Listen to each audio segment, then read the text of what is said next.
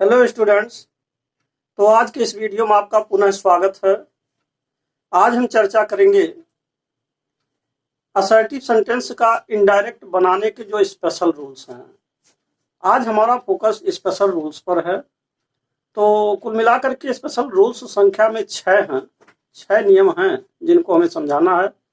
और हमने यहाँ बोर्ड पर अभी 3 रूल्स लिखे हैं, उसके 3 एग्जाम्पल्स भी लिखे हैं।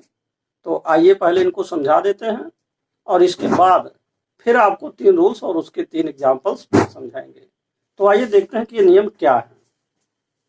जैसे देखिए, यहाँ जो स्पेशल रूल्स है, असर्टिव सेंटेंस में कॉमन रूल्स आप पढ़ चुके हैं और जो स्पेशल रूल्स हैं अब इनके बारे में आपको समझा रहा हूँ।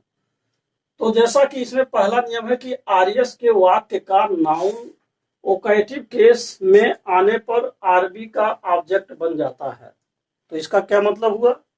अगर देखिए एग्जाम्पल नंबर फर्स्ट, पहला उदाहरण आप देखिए, यहाँ लिखा the teacher said Raju I shall give you a book. तो यहाँ पर आप देख रहे हैं कि जो आरएस है, आरएस में यहाँ जो राजू आ रहा है यह ओकेटिव केस में है।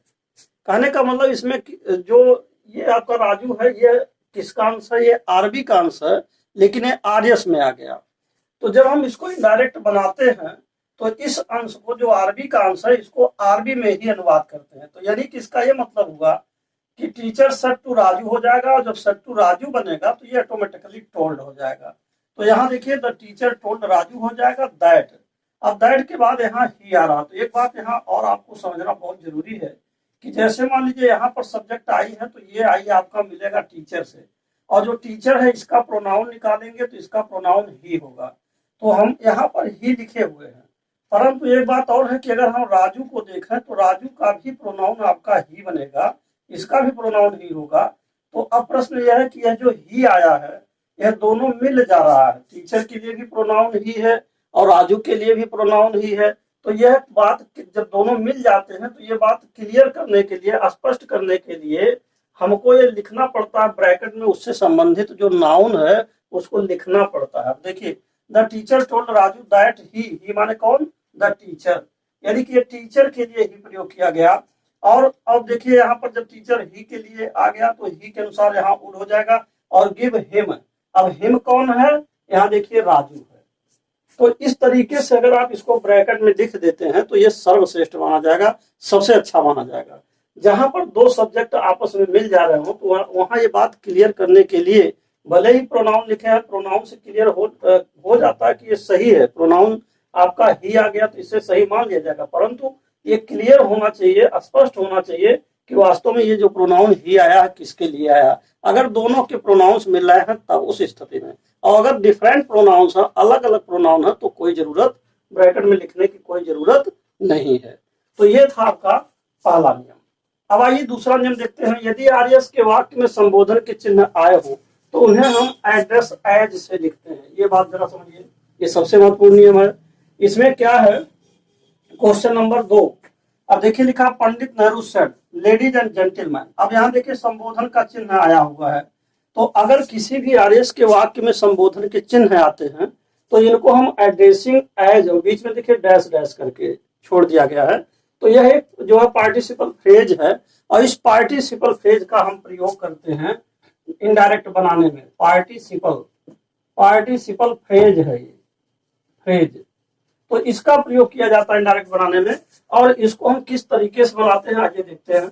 अब जैसे इसका आंसर अगर बना रहे हैं कि Pandit Nehru said ladies and gentleman the whole society responsible for the prevalence of corruption in the society. तो यहाँ पर आप देख रहे हैं कि लेडीज एंड जेंटलमैन जो आया है संबोधन के लिए आया है, तो ऐसे में आप लिखेंगे एड्रेसिंग। अब लेडीज एंड जेंटलमैन ये है कौन? ये लोग हैं ऑडियंस। अब देखिए ऑडियंस माने श्रोता होता है, श्रोता लोग। मान लीजिए पंडित जवाहरलाल नेहरू कहीं श्रोताओं को संबोधित कर रहे थे, और ऐसे स्थिति में ऑडियंस लिख सकते हैं, यहाँ पब्लिक भी लिख सकते हैं। तो एक चीज और भी है कि यहाँ चाहे आप नाउन लिखिए और चाहे आप इससे संबंधित प्रोनाउन लिखिए, यानी कि एड्रेसिंग द ऑडियंस लिख सकते हैं, एड्रेसिंग द पब्लिक लिख सकते हैं, एड्रेसिंग द पीपल लिख सकते हैं, अथवा एड्रेसिंग नाउन के बजाय एड्रेसिंग दम लिख सकते हैं एज लेडीज एंड जेंटलमैन। तो अर्थ क्या देगा कि पब्लिक को, जनता को, श्रोताओं को देवियों और सज्जनों के रूप में संबोधित करते हुए, ये अर्थ देगा। और पंडित नेहरू said that, बाकी आपको सब वैसे ही नियम के अनुसार जोड़ देना। The whole society was responsible for the prevalence of corruption in the society. आज समाज में जो भ्रष्टाचार व्याप्त है उसके जिम्मेदार संपूर्ण समाज है। जवाहरलाल नेहरू ने श्रोताओं को संबोधित करते हुए और देवियों और सज्जनों के रूप में संबोधित करते हुए पंडित जवाहरलाल नेहरू ने कहा कि पूरा का पूरा समाज, पूरा जो सोसाइटी है, द होल सोसाइटी, इस करप्शन में, हमारे समाज में जो करप्शन बढ़ा हुआ है, इस करप्शन के लिए जिम्मेदार है। तो अब आगे देखते हैं। और इसी चीज को या तो अगर आप चाहें तो आप इन्हें कट कर दीजिए। देखिए, अगर आप इनको हटा देते हैं तो ऐसे स्थिति में addressing the ladies and gentleman, जो यहाँ लेडीज एंड जेंटलमैन आया हुआ है, इसी को एड्रेसिंग से जोड़ दीजिए। तो addressing the ladies and gentleman, Pandit Nehru said that the whole society was responsible for the prevalence of the corruption in the society. तो इस तरीके से आप इसको लिख सकते हैं। तो इसमें यही बात आ रही कि एड्रेसिंग और एज के बीच में डैश है, तो जहां बीच में डैश आ रहा है या तो वहां नाउन लिखा जाता है या तो वहां प्रोनाउन लिखते हैं, और उसके बाद फिर इससे संबंधित जो शब्दों को संबोधित किया गया उसको लिखते हैं, और नहीं तो आप डायरेक्ट इन शब्दों को ही लिख सकते हैं। तो ये था उदाहरण नंबर 2 के बारे में। अब आइए रूल नंबर 3 है। सबसे आसान नियम इसमें यह है कि अगर निडंट आया है किसी भी आर्यस के वाक्य में, अगर निडंट आया है तो निडंट को इनडायरेक्ट में ज्यों का त्यों रहने देते हैं, अर्थात इसमें किसी भी प्रकार के बदलाव नहीं करते हैं। अब जैसे क्वेश्चन नंबर 3 है, तो तीसरे में क्या दिया कि he said to his wife, उसने अपने पत्नी से कहा, I needn't go there now, अब मुझे वहां जाने की कोई जरूरत नहीं है। तो ऐसे स्थिति में यहाँ हो जाएगा ही टोल्ड हिज वाइफ, और दैट जहां आई नीडंट है तो यहाँ ही नीडंट हो जाएगा। इसमें कोई अंतर नहीं आएगा। निडंट जैसे ऊपर था ऐसे ही आप देखिए यहाँ पर लिखा गया, इसमें कोई अंतर नहीं है। तो कहीं पर भी अगर निडंट आते हैं तो आप इनको ऐसे ही लिख देंगे। तो ये था स्पेशल रूल के 3 रूल्स। अब आप इससे आगे देखेंगे 3 और भी 3 मोर रूल्स हैं जो स्पेशल रूल्स कहलाएंगे, और उनके एग्जाम्पल्स देखेंगे। तो अब आप देखिए नेक्स्ट। अब देखिए रूल नंबर 4 के बारे में, चौथा नियम। चौथा कह रहा है कि यदि आर्यस के वाक्य में वेल, यूसी, ईटीसी शब्द आए हों तो इनडायरेक्ट में इन शब्दों को नहीं लिखा जाता है, क्योंकि ऐसे शब्द निरर्थक शब्द होते हैं। तो ये पहला इसमें चौथा नियम हो गया। और इसके बाद देखिए चौथे नियम का उदाहरण आप समझिए पहले। अब जैसे मान लीजिए यहाँ पर लिखा हुआ वेल, अगर किसी भी आर्यस के वाक्य में वेल आ जाए, यूसी आ जाए, ओके आ जाए, ऐसे शब्दों को अगर ये सब आ रहे हैं तो ये फालतू वर्ड्स हैं, या इनको कह सकते हैं निरर्थक शब्द हैं, तो इनको हम इनडायरेक्ट में नहीं लिखते हैं। तो देखिए क्या होगा, जहां वेल आया ये हट जाएगा। तो my mother said well Ram, I shall give you a prize. तो my mother told Ram that she would give him a prize. तो यहाँ देखिए वेल आपका कैंसिल हो गया, इसका प्रयोग नहीं हुआ। अब आइए, ये था रूल नंबर 4 के बारे में। रूल नंबर 5 देखिए, यदि आर्यस के वाक्य में thank you, hope, feel, etc शब्द आए। अब जैसे कुछ मान लीजिए ऐसे वर्ब आ जाते हैं, जैसे मान लीजिए आपका थैंक यू है और होप है, फील है, तो ये आर्यस में भले दिखाई दे रहे हों कि ये आर्यस के वर्ब हैं, लेकिन जब हम उसको इनडायरेक्ट में चेंज करते हैं तो इसे आरबी के वर्ब में चेंज करते हुए और उसको इनडायरेक्ट में चेंज कर दिया जाता है, बदल दिया जाता है। तो देखिए कैसे। अब जैसे मान लीजिए इसमें दिया हुआ है, the servant said to the master, thank you sir for your help. नौकर ने मालिक से कहा कि श्रीमान आपका धन्यवाद है, आपकी मदद के लिए आपका धन्यवाद है। तो यहाँ पर एक बात और समझना है आपको। जैसे देखिए यहाँ पर सर लिखा हुआ है, तो एक पॉइंट यहाँ यह जरूरी है जानना, जैसे हमने लिखा है नोट के बारे में, जैसे आर्यस के वाक्य में सर या मैडम, अगर सर या मैडम कहीं पर भी दिखाई दें तो आने पर आरबी में आप इसको रिस्पेक्टफुली में बदल देंगे। सर या मैडम शब्दों को हटा दिया जाएगा और इसे आप रिस्पेक्टफुली में चेंज कर देंगे। तो अब देखिए कैसे। और दूसरी बात यह है, यहाँ थैंक यू आया है तो आर्यस में थैंक यू है तो थैंक यू नहीं लिखना है, मतलब इसको आर्यस में नहीं लिखना है। इसको जब अनुवाद करेंगे तो ये ऑटोमेटिकली आपका जो है आरबी के रूप में आ जाएगा। जैसे द सर्वेंट रिस्पेक्टफुली क्यों हुआ, क्योंकि यहाँ सर आया है, तो द सर्वेंट रिस्पेक्टफुली, और थैंक यू जो आया इसको थैंक में बदल दिया गया।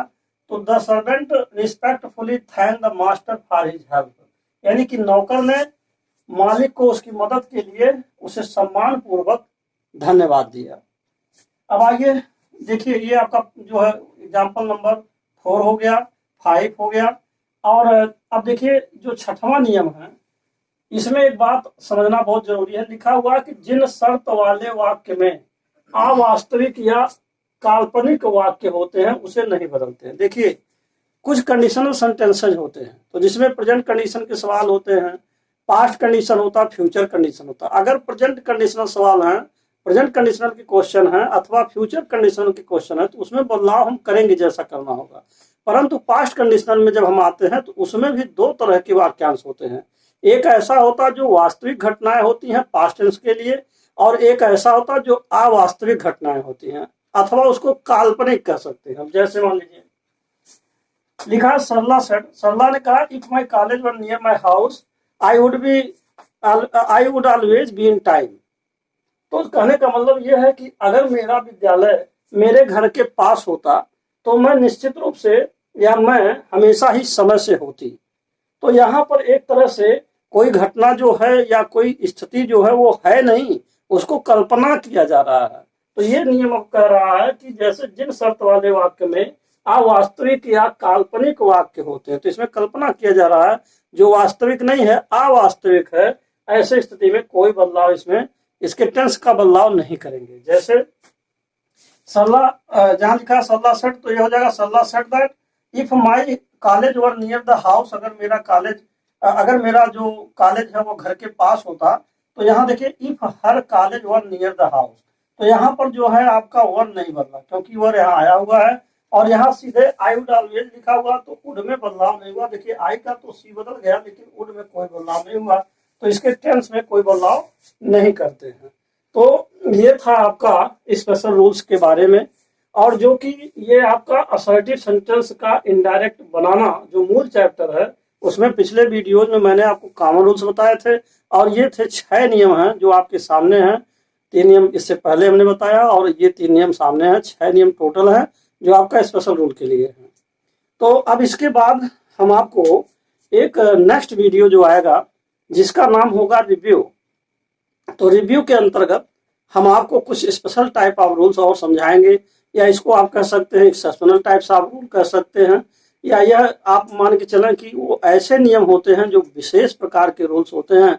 तो जैसा कि मैंने अपने हर एक वीडियो में या हर एक टॉपिक में जो भी टॉपिक मैंने बताया हुआ है, तो उसमें मैं एक पार्ट जो है रिव्यू बनाते आ रहा हूँ। तो इसमें भी आपका डायरेक्ट से इनडायरेक्ट बनाने में जो पहला असर्टिव सेंटेंस है, उस असर्टिव सेंटेंस का रिव्यू मैं आपको नेक्स्ट वीडियो में बताने वाला हूँ। तो wait for the next video and this video is finished now. तो अंत में मैं आपसे यही कहूँगा कि यदि आप मेरे चैनल पर पहली बार हैं तो कृपया मेरे चैनल को सब्सक्राइब अवश्य करें, साथ ही साथ बेल आइकन भी प्रेस कर दें, जिससे कि जो भी नए नए वीडियोज में बनाऊं उसका नोटिफिकेशन आप तक पहले पहुंच सके। And finally thanks for watching this video.